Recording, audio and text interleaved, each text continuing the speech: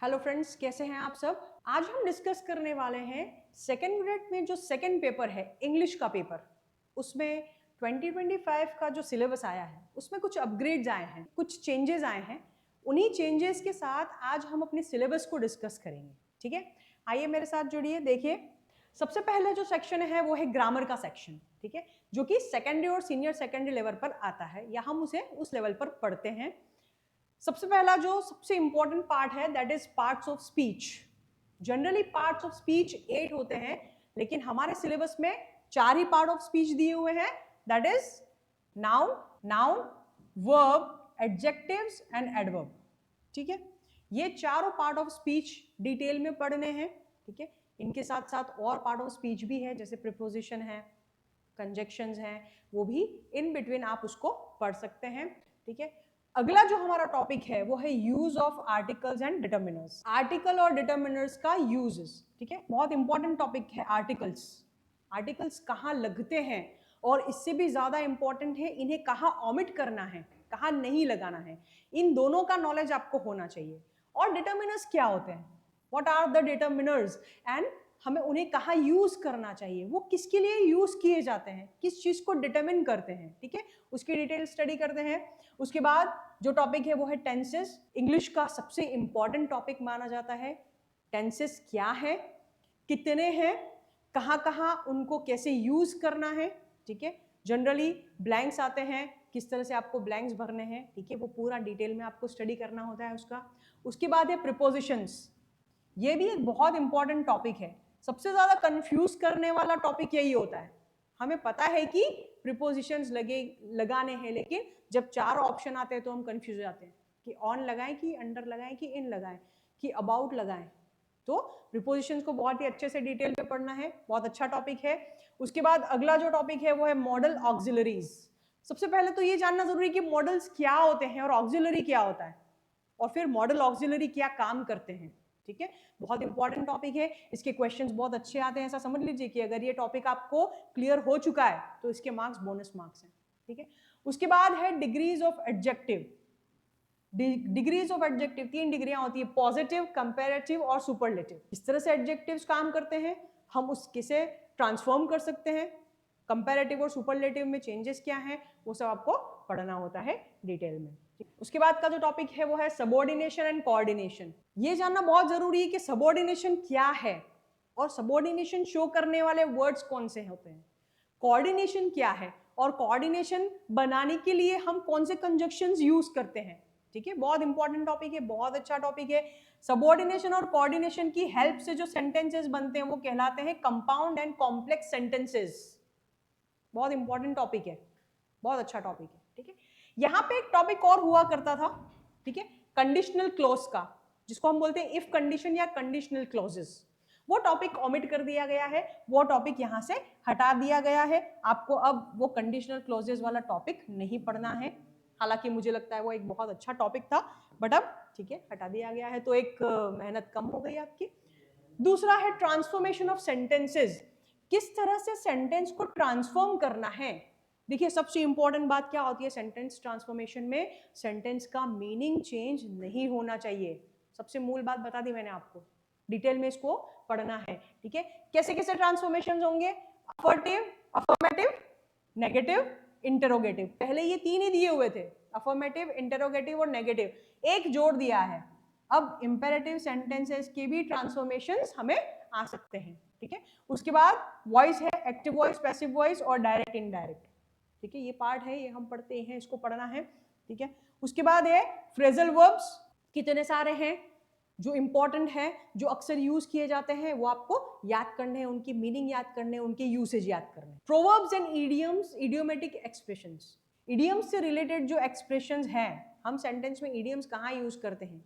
ठीक है, प्रोवर्ब्स कहाँ यूज करते हैं, कहावतें और मुहावरे जिनको हिंदी में बोला जाता है, उन्हें पढ़ना है। उसके बाद का टॉपिक है वर्ड्स ऑफन मिसस्पेल्ड, ऐसे वर्ड्स जो जिनकी स्पेलिंग जो है वो अक्सर गलत हो जाती है या लिख दी जाती है, वो वर्ड्स कौन से हैं, डिफरेंशिएशन करना है आपको। और कंफ्यूज करने वाले वर्ड्स, 4 ऑप्शंस में एक ऑप्शन रॉन्ग होगा, सारी स्पेलिंग्स आपको समझ में आएगी, एक जैसी होंगी और एक जो है वो सही होगा, बाकी सारे रॉन्ग। उसको आपको आइडेंटिफाई करना है, ठीक है। एक नया टॉपिक जुड़ा है जो है one word substitution. One word substitution, अनेक शब्द के लिए एक शब्द, हिंदी में जो बोला जाता है वैसे, मतलब आपको एक स्टेटमेंट दिया जाएगा, उसके लिए आपको एक वर्ड यूज करना है सिर्फ। बहुत सारे हैं ऐसे इंग्लिश में, ठीक है, और बहुत अच्छा टॉपिक है, मजा आएगा पढ़ने में। उसके बाद है सिनोनिम्स एंड एंटोनिम्स। सिनोनिम्स मतलब सेम मीनिंग वाले वर्ड्स, एंटोनिम्स मतलब ऑपोजिट्स। सिनोनिम्स क्या होते हैं, एंटोनिम्स क्या होते हैं, ठीक है। उसके बाद है फोनेटिक ट्रांसक्रिप्शंस। फोनेटिक ट्रांसक्रिप्शंस में एक बहुत अच्छी चीज है, यहां पर था वर्ड स्ट्रेस, ठीक है, वर्ड स्ट्रेस वो हटा दिया गया है, अब वो आपके सिलेबस में नहीं है। ये बहुत अच्छा हुआ है क्योंकि इसमें बहुत ज़्यादा टाइम जाता है। फोनेटिक ट्रांसक्रिप्शन तो फिर भी याद हो जाते हैं, लेकिन वर्ड स्ट्रेस में हमें हर एक वर्ड को प्रॉपर वे में प्रोनाउंस करना आना चाहिए, तभी आप वर्ड स्ट्रेस मार्क कर सकते हो, ठीक है। तो वो टॉपिक हट चुका है, बहुत बड़ा एक स्ट्रेस आपका भी दूर हो चुका है वर्ड स्ट्रेस की वजह से, ठीक है। चलिए आगे बढ़ते हैं। वर्ड स्ट्रेस के बाद ग्रेजुएशन स्टैंडर्ड का जो सिलेबस है, ठीक है, देखिए इसमें ग्रामर, यूसेज और लिटरेचर सब कुछ आ जाएगा। ग्रामर में क्या है, बेसिक सेंटेंस पैटर्न्स, सेंटेंस के कितने बेसिक सेंटेंसेस की कितने पैटर्न्स हैं, 9, 10, 11 जो भी है, ठीक है, वो सारे डिटेल में आपको पढ़ने हैं। क्या क्या डिफरेंस है, कैसे वो सेंटेंस डेवलप होते हैं, first pattern, second pattern, third pattern, ठीक है, आपको कनेक्टिविटी में पढ़ते जाना है। उसके बाद है क्लॉज एनालिसिस। सेंटेंस में जो क्लोज होते हैं उसका एनालिसिस करना है, उसको एनालाइज करना है, किस बेसिस पर, SVOCA, मतलब सब्जेक्ट, वर्ब, ऑब्जेक्ट, कॉम्प्लीमेंट, एडजेक्ट। इनको डिटेल में पढ़ना है, ये क्या होते हैं, किस तरह से हम उनको आइडेंटिफाई कर सकते हैं, सेंटेंस इसके कैसे आएंगे, क्वेश्चंस कैसे आएंगे। उसके बाद है रीडिंग कॉम्प्रिहेंशन। रीडिंग कॉम्प्रिहेंशन जो है वो टेक्निक से किया जाता है। रीडिंग कॉम्प्रिहेंशन का क्या टेक्निक है, ऐसा टेक्निक जिसकी वजह से आपको पूरा टेक्स्ट भी नहीं पढ़ना पड़े और आपके सारे आंसर राइट हो जाए। बिकॉज मेरा ये मानना है कि रीडिंग कॉम्प्रिहेंशन एंड वोकैबुलरी जो है ये बोनस मार्क्स होता है, ये तो प्लस के मार्क्स है, इसमें तो एक भी मार्क्स जाना ही नहीं चाहिए, ठीक है। चलिए उसके बाद है पोएट्री एप्रिसिएशन। सेम एक अनसीन पोएट्री दी जाती है, उससे रिलेटेड कुछ क्वेश्चंस होते हैं, वो आपको अटेम्प्ट करने होते हैं। उसके बाद literary forms, devices and technique. Literature में जो डिवाइसेस यूज किए जाते हैं, जो टर्म्स यूज किए जाते हैं, टेक्निक्स यूज की जाती है, ठीक है, उनसे रिलेटेड कुछ हमें छोटे छोटे टॉपिक्स दिए हुए हैं, ये अक्सर पढ़े जाते हैं, जो लिटरेचर पढ़ते हैं उनको ये सारे पता ही होते हैं, उनको डिटेल में पढ़ना है। खास बात ये है कि पता तो है, हमें ये नहीं पता है कि क्वेश्चन कैसे पूछा जाएगा, ठीक है, क्वेश्चन कैसे पूछा जाएगा वो इंपॉर्टेंट है, वो समझना बहुत जरूरी है, ठीक है। सबसे पहला है सिमिली, इसको डिटेल में पढ़ेंगे, ये सारे सिर्फ मैं आपको अभी बता रही हूँ, जब आप क्लास ज्वाइन करेंगे तो आप इनको डिटेल में पढ़ सकते हैं। सिमिली, मेटाफर, पर्सोनिफिकेशन, ये सारे क्या है, लिटरेरी डिवाइसेज है, इनको हम लिटरेचर में किस तरह से यूज कर सकते हैं। उसके बाद है पन। पन क्या होता है, कहाँ यूज होता है, ठीक है। Hyperbole, what is hyperbole, what is alliteration, onomatopoeia, ठीक है, ये सारे लिटरेरी डिवाइसेस हैं। उसके बाद स्टार्ट होते हैं फॉर्म्स। लिटरेचर में कौन से फॉर्म्स पढ़ाए जाते हैं, ठीक है। सबसे पहला है सनेट, ऑड, एलिजी, बैलेड, ठीक है, ये सारे लिटरेरी फॉर्म्स हैं। उसके बाद डिवाइसेस, कौन से तरीके हैं लिटरेचर को बताने के, ठीक है, जिसमें है सॉलिलोकी। सॉलिलोकी क्या होता है, बहुत इंपॉर्टेंट है, ठीक है, बहुत सारे ऐसे ड्रामास पढ़े हैं आपने जिसमें soliloquy is very important. Dramatic monologue, what is dramatic monologue, ऐसी कौन सी पोएम्स हैं जिसमें ड्रामेटिक मोनोलॉग यूज किए हुए हैं, ऐसे कौन से ड्रामास हैं जिसमें ड्रामेटिक, बिना ड्रामेटिक मोनोलॉग के कोई ड्रामा मुश्किल से ही बनता है, ठीक है। और सबसे इंपॉर्टेंट है stream of consciousness. What is stream of consciousness, ये डिवाइस कहाँ यूज होती है, कौन से ड्रामाज है जिसमें ये डिवाइस यूज की हुई है। हो सकता है ऐसा क्वेश्चन पूछ लिया जाए, ड्रामा का नाम पूछ लिया जाए और पूछा जाए कि विच literary device is used in this drama, तो आपको पता होना चाहिए। तो इसके बेसिस पर आपको ये डिवाइस और कहाँ उसके यूज होते हैं उसको डिटेल में पढ़ना होगा, ठीक है। चलिए आगे बढ़ते हैं। फॉर्म्स, डिवाइसेस और टेक्निक्स के बाद ये soliloquy, dramatic monologue, stream of consciousness, ये सारी टेक्निक्स हैं, ठीक है। चलिए उसके बाद हम आते हैं लिटरेरी पीरियड्स, जो इंपॉर्टेंट मेजर लिटरेरी पीरियड्स हुए हैं इंग्लिश लिटरेचर में, जिनकी वजह से हमेशा रिफॉर्म्स आते रहे हैं, लिटरेचर हमेशा थोड़ा चेंज आता रहा है, ठीक है ना। वो कौन से हैं, सबसे पहले रेनेसेंस, रेनेसेंस पीरियड हम पढ़ेंगे, उसके बाद मेटाफिजिकल, कौन सबसे पहले तो ये कब स्टार्ट हुआ, कब एंड हुआ, ठीक है। इस पीरियड में सबसे इंपॉर्टेंट पोएट्स या राइटर्स कौन हुए, सभी पीरियड को आपको ऐसे ही पढ़ना है, ठीक है। उसका बिगिनिंग एंड एंड, एंड वो किस किस राइटर की वजह से उनको उस पीरियड में इंपॉर्टेंट माना गया है, ठीक है। Jacobean, neo classical, romantic, Victorian and modern, ठीक है। ये सारे पीरियड्स आपको पढ़ने हैं, ये लिटरेरी पीरियड्स हैं, बहुत इंपॉर्टेंट हैं, ठीक है। इसके आगे मूवमेंट्स जो हुए हैं, ठीक है, कौन से मूवमेंट हुए, रोमांटिसिज्म सबसे इंपॉर्टेंट, हमेशा पढ़ते ही हैं, ठीक है। कौन हुए इसके पोएट्स, कौन सी पोएट्रीज जो है जिसकी वजह से ये मूवमेंट आया, ठीक है। उसके बाद गोथिक, ये गोथिक क्या होता है, कौन था इसका मेन जिसने ये गोथिक पीरियड स्टार्ट किया, ठीक है। प्री रैफेलाइट मूवमेंट, ये मूवमेंट क्या था, ठीक है, कौन से चेंजेस आए इसमें पढ़ना है, रियलिज्म क्या है, और एक्सटेंशियलिज्म, ये सारे मूवमेंट्स आपको डिटेल में पढ़ने हैं।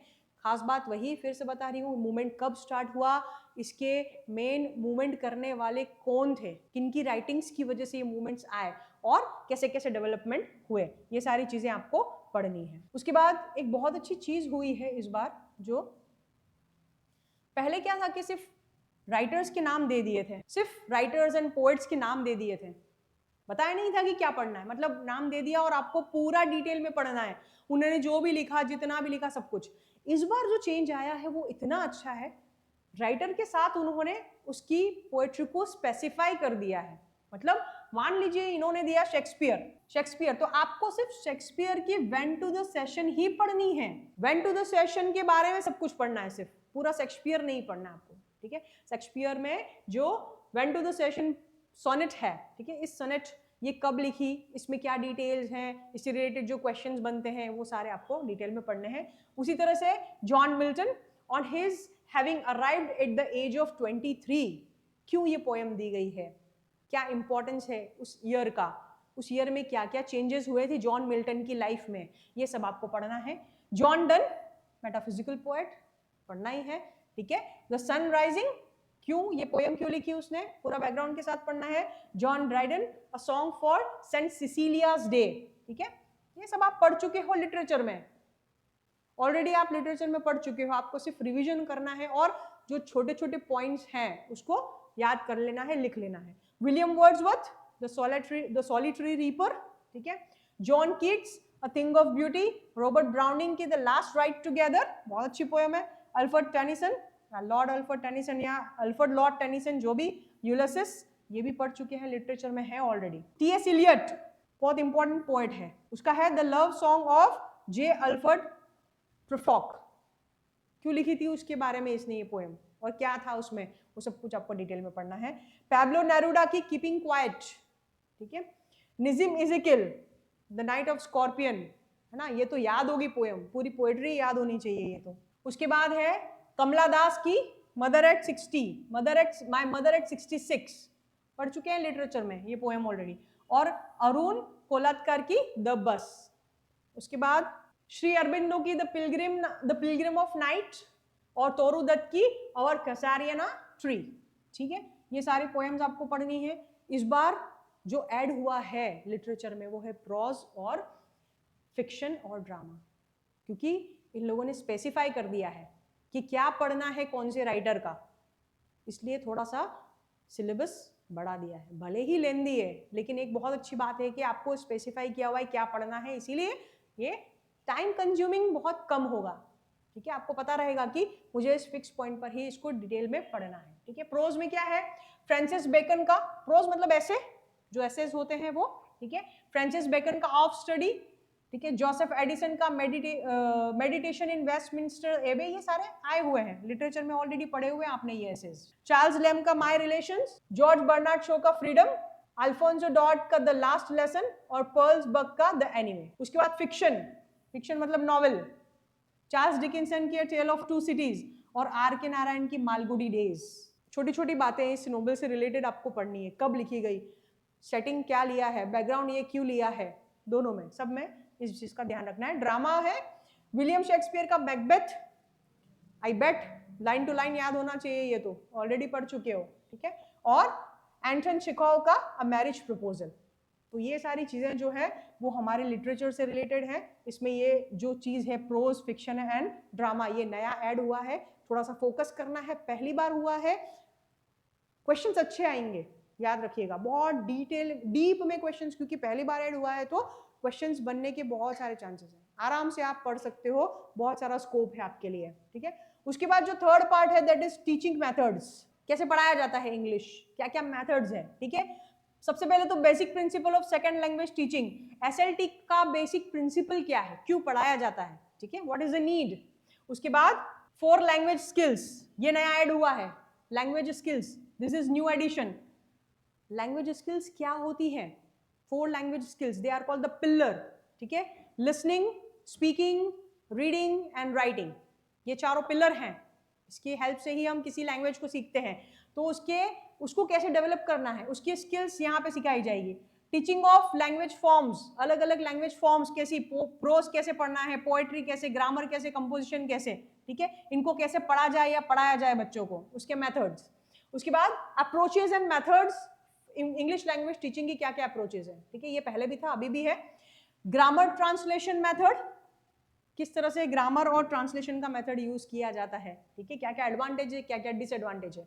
What is direct method, structural method, audio lingual method, ठीक है, कम्युनिकेशन, और फिर CELT, communication English language teaching, communication क्या है इंग्लिश लैंग्वेज टीचिंग में, उसको हम किस तरह से सिखा सकते हैं और किस तरह से उसका बेनिफिट हमें मिलता है, ये सारी चीजें इसमें पूछी जाती है।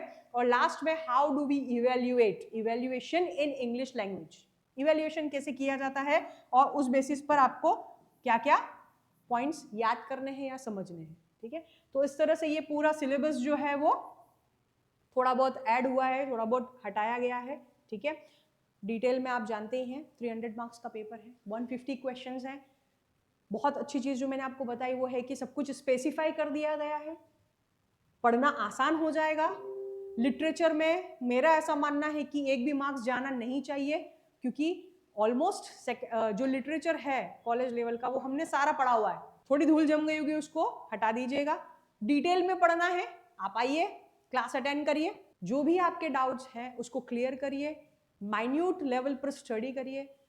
फर्स्ट टाइम ये सिलेबस जो है वो एडिट हुआ है तो इसमें क्वेश्चंस बहुत अच्छे बनेंगे, ठीक है। मैं फिर से कह रही हूँ, थोड़ा सा फोकस करने की जरूरत है, स्कोर बहुत अच्छा हो सकता है, ठीक है।